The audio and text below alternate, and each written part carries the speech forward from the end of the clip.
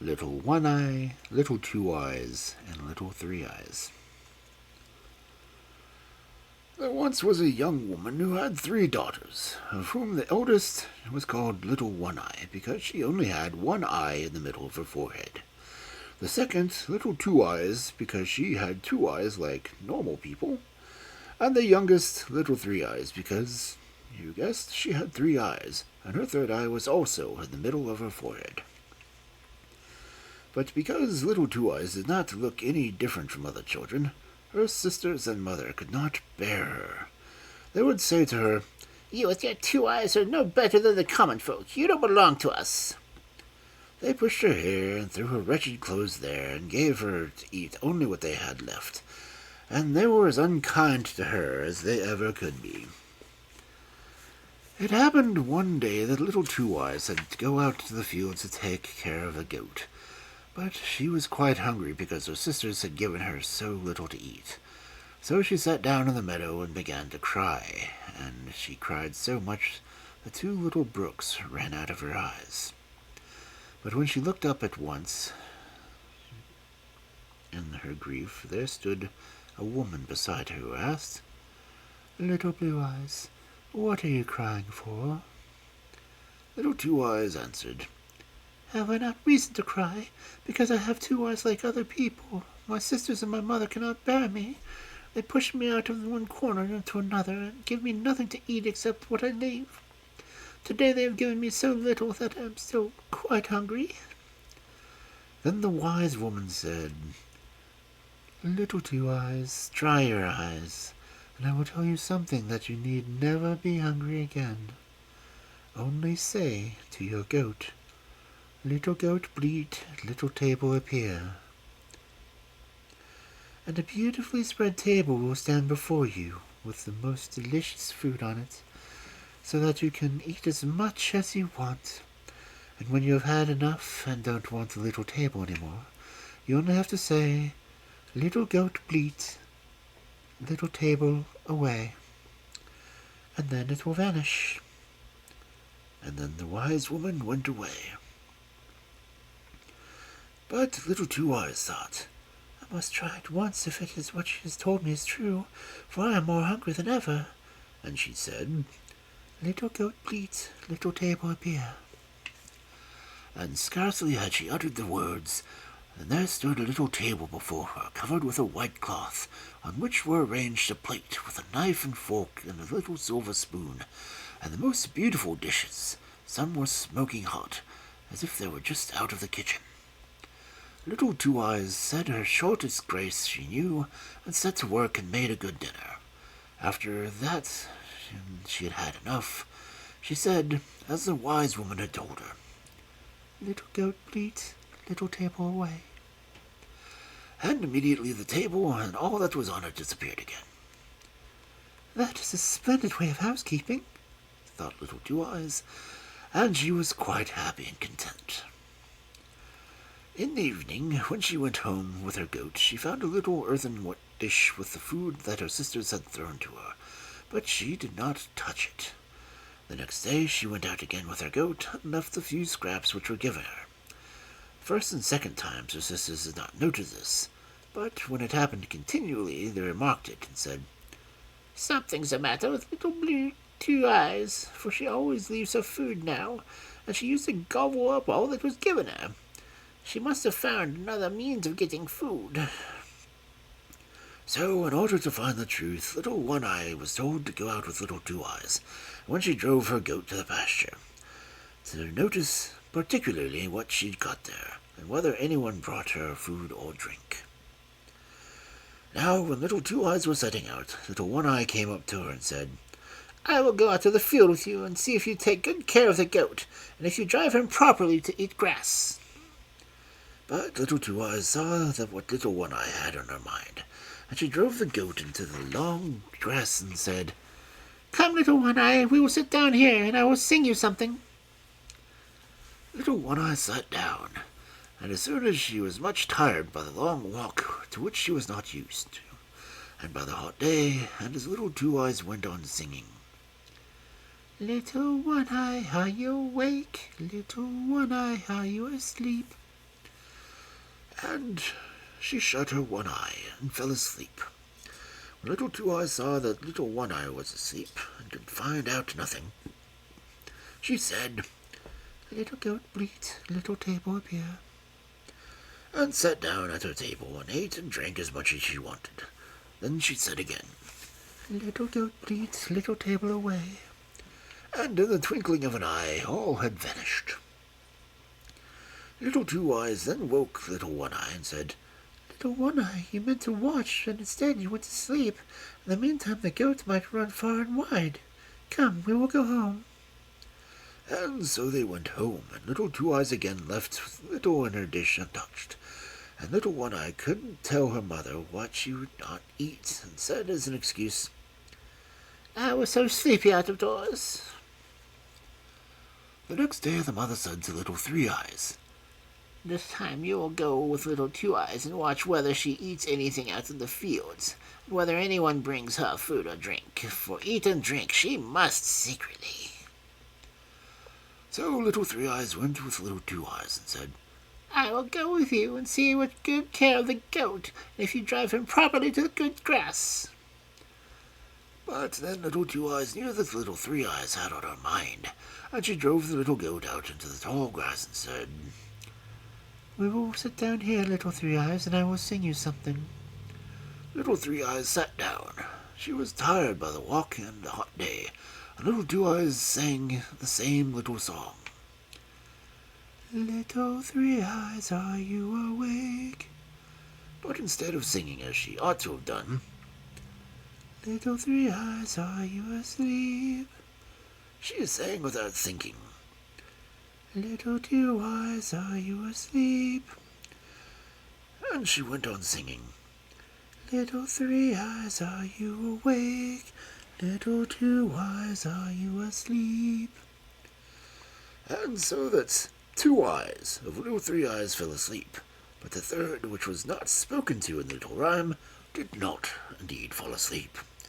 Of course Little Three Eyes shut that eye also out of cunning, and took as if she were asleep, but it was blinking and could see everything quite well.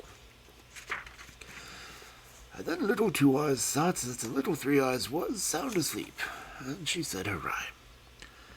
"Little goat bleat, little table appear." And she ate and drank to her heart's content, and then made the table go away again by saying, "Little goat bleat, little table away." But Little Three Eyes had seen everything. Then Little Two Eyes came to her and woke her and said, "Little Three Eyes, have you been asleep?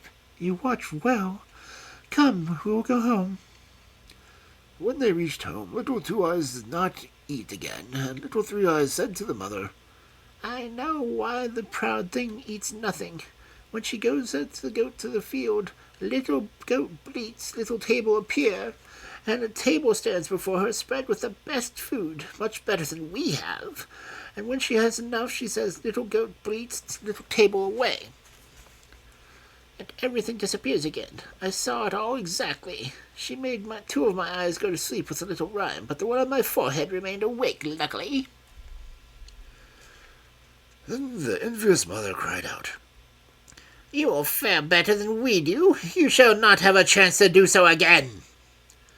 And she fetched the knife and killed the goat. When Little Two Eyes saw this, she went out full of grief and sat down in the meadow and wept bitter tears. Then again the wise woman stood before her and said, "Little Two Eyes, why are you crying for?" "Have I not reason to cry?" she answered. "The goat, which when I said the little rhyme spread the table so beautifully, my mother has killed it. Now I must suffer hunger and want again." The wise woman said, "Little Two Eyes, I will give you a good piece of advice. Ask your sisters to give you the heart of the dead goat, and bury it in the earth before the house door. That will bring you good luck." And then she disappeared. Little Two Eyes went home and said to her sisters, "Dear sisters, do give me something of my goat. I ask nothing better than the heart." They laughed at this and said, You can have that if you want nothing more. And Little Two Eyes took the heart and buried it in the evening when all was quiet, as the wise woman had told her, before the house door. The next morning, when they had all awoke and came to the house door, they found the most wonderful tree, which had leaves of silver and fruit of gold growing on it. You never saw anything more lovely or gorgeous in your life. But they did not know how the tree had got up in the night. Only Little Two Eyes knew that it had sprung from the heart of the goat, for it was standing just where she had buried it on the ground. When the mother said to Little One Eye, "Climb up it, my child, and break off one of the fruit from the tree," Little One Eye climbed up, but just as she was going to take a hold of one of the golden apples, the bough sprang out of her hands, and this happened every time, so that she could not break off a single apple, however hard she tried. Then the mother said, "Little Three Eyes, do climb up there. With your 3 eyes you can see round better than Little One Eye." Depth perception. So Little One Eye slid down, and Little Three Eyes climbed up, but she was not any more successful. Look round as she might, the golden apples bent themselves back.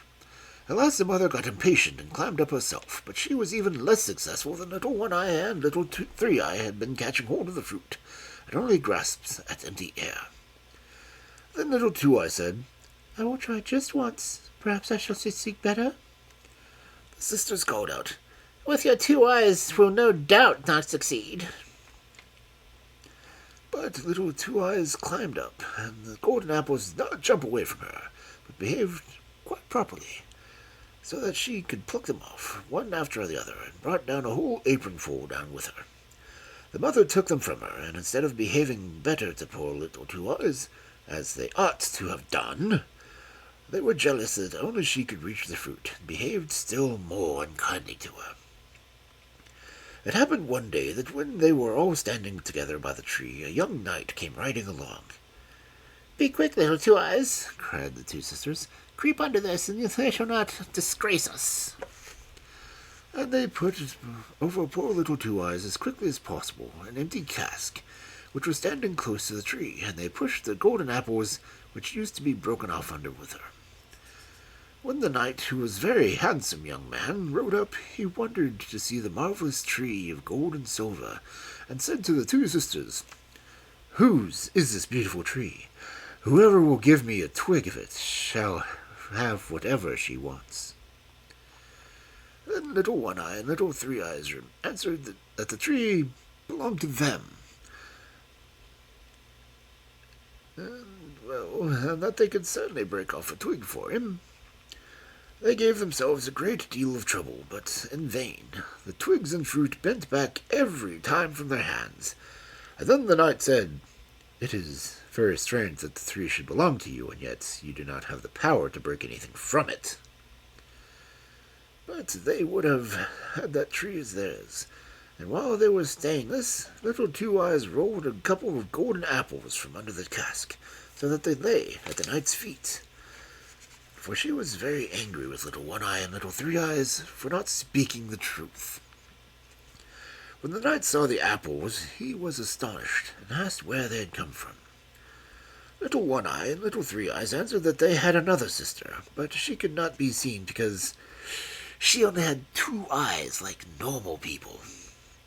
But the knight demanded to see her, and called out, "Little Two Eyes, come forth." Then Little Two Eyes came out from under the cask quite happily, and the knight was astonished to see her great beauty, and said, "Little Two Eyes, I am sure you can break off for me the twig from the tree." "Yes," answered Little Two Eyes, "I can, for the tree is mine." So she climbed up and broke off a small branch with its silver leaves and golden fruit, without it giving her any trouble, and gave it to the knight. Then he said, "Little Two Eyes, what shall I give you for this?" Answered Little Two Eyes, "I suffer hunger and thirst, want and sorrow, from early morning until late in the evening. If you would take me with you and free me from this, I should be ever so happy." Then the knight lifted Little Two Eyes on his horse, and took her home to his father's castle. There he gave her beautiful clothes and food and drink, and because he loved her so much he married her, and the wedding was celebrated with great joy. When the handsome knight carried little Two Eyes away with him, the two sisters envied her good luck at first. "But the wonderful tree is still with us, after all," they thought. "and although we cannot break any fruit from it, everyone will stop by and look at it, and will come to us and praise it. Who knows whether or not we may reap a harvest from it?"